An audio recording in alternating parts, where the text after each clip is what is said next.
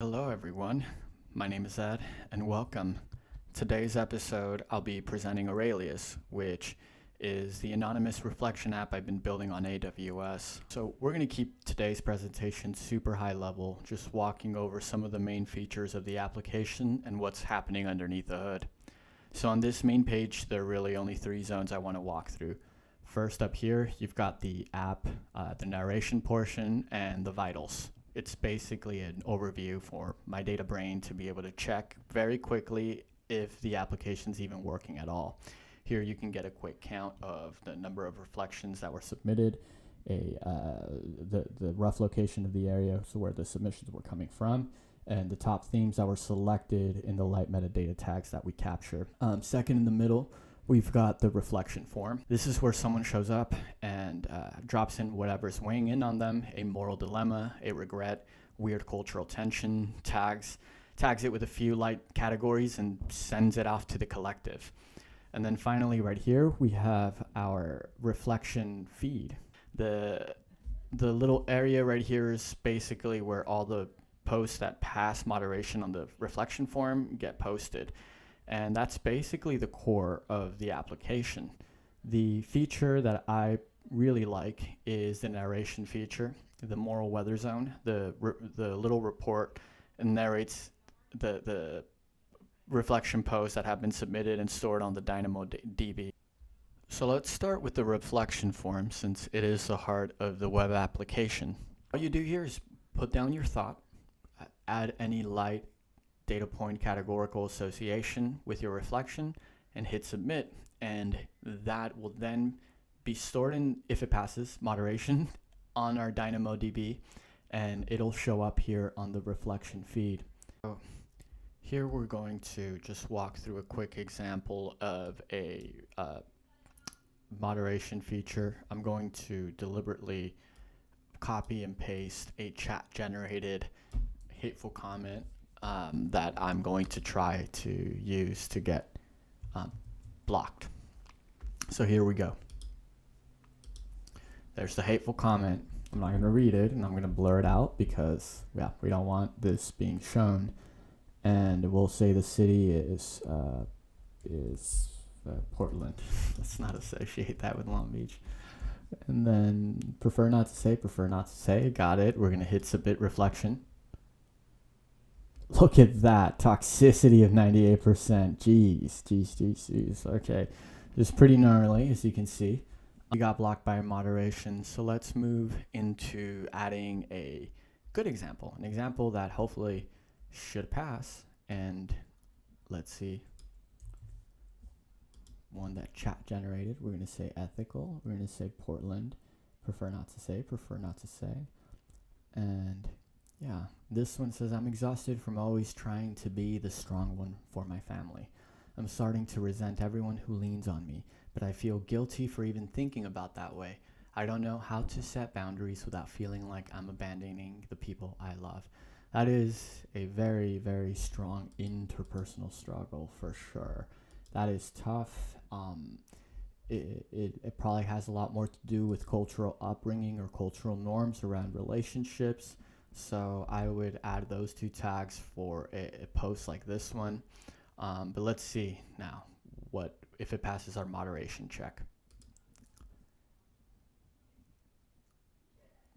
Yay, pass our moderation check. Super cool. So now what we're going to do is we're going to refresh the application. And now we have 2 reflections in the last 7 days, whereas before we had only one. Oh, I think I'm cutting off the thing. Yeah, so 2 reflections, whereas before we only had 1. And so basically, now if I hit the generate button, I still don't have enough reflections in order to get this thing to work the way it's supposed to.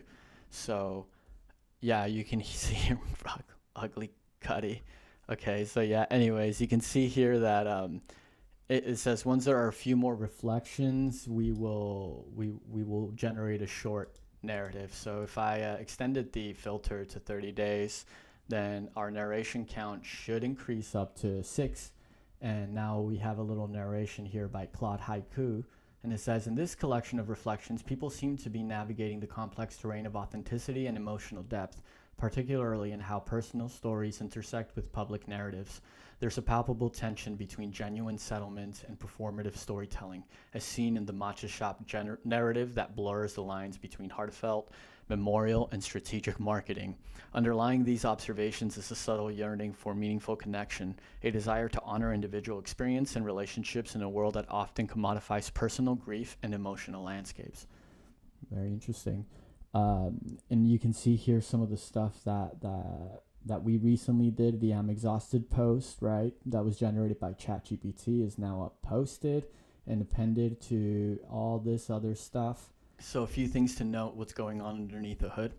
When you hit submit, the front end React does some basic checks first.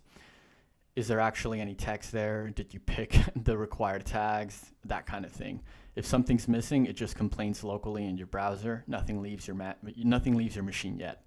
If it passes those checks, the browser sends a little JSON payload off to an API endpoint on AWS API Gateway. That payload is basically your reflection text, the tags you chose, and the timestamp. API Gateway triggers the Lambda functions whose whole job decides if this reflection is safe to store, and if so, it writes into the database. Inside the Lambda, the first thing that happens is moderation. The Lambda sends the text to a comprehend toxicity content safety endpoint. Comprehend returns a set of scores, overall toxicity and probability. It looks for things like threats, self-harm, hate, and it compares those to thresholds I've set to a pretty conservative 60%. So it's pretty strict. If anything crosses that line, that threshold, the reflection will get blocked and it never becomes a normal public entry. It won't get stored, it won't be shown on the feed, and it won't be reflected back by the Claude Haiku narration portion feature that we have up there in the front. So if the reflection gets blocked, it just gets discarded. And if it passes, then it gets stored in the DynamoDB. And that's how it goes on. The Lambda generates a random ID, wraps a record with that ID, your text, the tags, the timestamps, and a couple of flags I use later for reporting. Then it writes that record into a DynamoDB. The crucial part is that there is no user ID column, no IP address, no device fingerprint, and no hidden session ID, trying multiple reflections together. From the system's point of view, each reflection is just as an anonymous event in the stream. And that's a hard line I'm drawing so that I don't quietly slide into profiling people. Once DynamoDB says, cool, saved, the Lambda sends the success response back to the front end, and the React app clears the form, maybe shows a little thanks for your reflection has been submitted. As you can see right here, reflection added successfully, right? But I'm still deciding what message I want to show. It's small things like that.